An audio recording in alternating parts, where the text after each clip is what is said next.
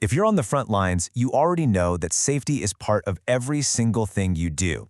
But what happens when the way we've always thought about safety just isn't getting us where we need to be? Today, we're going to break down a really powerful idea called human and organizational performance, we'll just call it HOP, and talk about what it actually means for the work you do every day. All right, let's dive in. So, let's start with something we all know. Our industry has gotten so much safer over the years. I mean, the progress is incredible, but we also know the story's not over, right? Serious incidents still happen. So, what's the next big step in how we approach safety? Take a look at this graph. It tells a really interesting story. See those huge drops in incidents? First, we got better equipment, and that helped a ton. Then we got better management systems, and that helped even more. But look at where that line is now. It's kind of flattening out. That red arrow? It's pointing to our next huge opportunity. The big wins from here on out are in that blue area, really understanding how we, as humans, work within our organizations. To break through that plateau, we've got to do something different. We can't just keep doing more of the same and expect a different result. We need a new way of looking at things. And that's where HOP comes in. Now, it's super important to get this straight. HOP is not about throwing out all our safety rules and procedures. Not at all. Think of it more like adding a smarter, more human-focused layer on top of all the good stuff we already do. So what is HOP really? Well, at its core, it's all about looking at how everything, and I mean everything, interacts. The people, the equipment, the company culture, the systems, the processes. That word, interact, that's the key. HOP isn't just about a person or a tool in isolation. It's about the entire system they operate in. It's about figuring out why things go right and why sometimes they don't. And this quote right here, it just nails the whole idea perfectly. It's so simple, but so powerful. The goal isn't to add more rules or make your job more complicated. It's the total opposite. It's about designing our work so that doing the right thing is the easy thing to do. The safe way should be the path of least resistance. To really embrace HOP, we kind of have to shift our mindset a little. It's built on a few core principles that totally change how we look at our work, how we look at errors, and how we get better. Let's walk through them. The first big idea is actually pretty simple. None of us work in a bubble.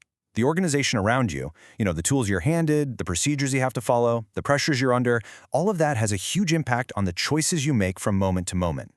Just think about it for a second. The culture of your team, the tools in your hand, the design of the equipment, heck, even the pressure to get a job done on time. It all shapes how you act.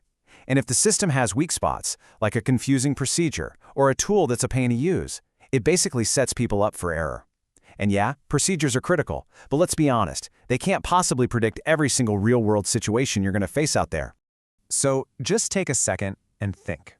When was the last time some process or some tool just made your job way harder than it had to be? You know that feeling of frustration? That is a system weakness in action. Okay, this next one is a biggie, and honestly, it can be a tough one to swallow. The principle is, blame is counterproductive. When something goes wrong, our first instinct is often to figure out who messed up. HOP asks us to fight that instinct. And here's why this is so important. Blame is a dead end. It stops learning cold. The second we point a finger at someone, we stop asking the real question. Why did this action make sense to them at that time? In a culture of blame, people hide near misses and small problems. But those near misses, they're free lessons. They're gold. They're the warnings that can help us prevent a real catastrophe. This isn't about getting rid of accountability. Real accountability is about fixing the system so the problem doesn't happen again. Blame just finds a person to punish. This leads us right into the human side of the equation, because to build better, stronger systems, we have to get real about the people who work inside of them. And that brings us to a fundamental truth of HOP. People make mistakes. All of us. Even the absolute best, most experienced, most careful person on the team. We're all human. Making an error isn't a moral failing. It's just a predictable part of being human. So, if we accept that none of us are perfect, what do? Well, we have to dig deeper. No one comes to work wanting to make a mistake. What looks like a clear error after the fact almost always made perfect sense to the person in that moment with what they knew. So our job is to shift our focus from the person to the system.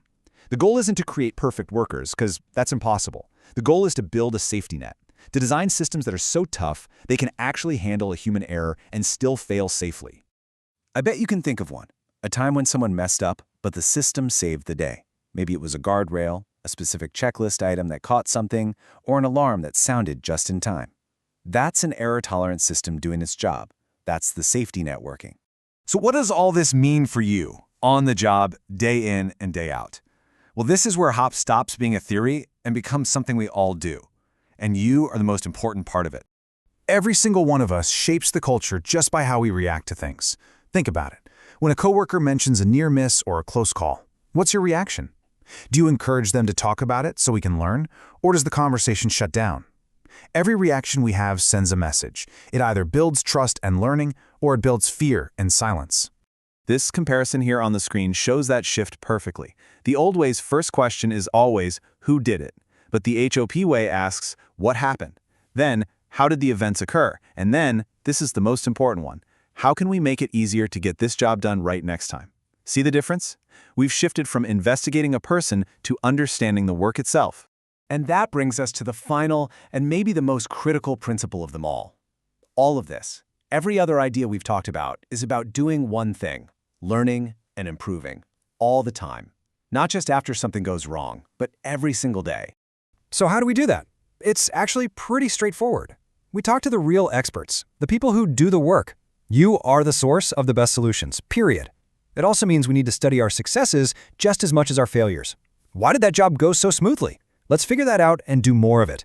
Ultimately, it's about creating an environment where every person feels safe enough to speak up about what's really going on out in the field. So we'll leave you with this question, because this really is the heart of HOP.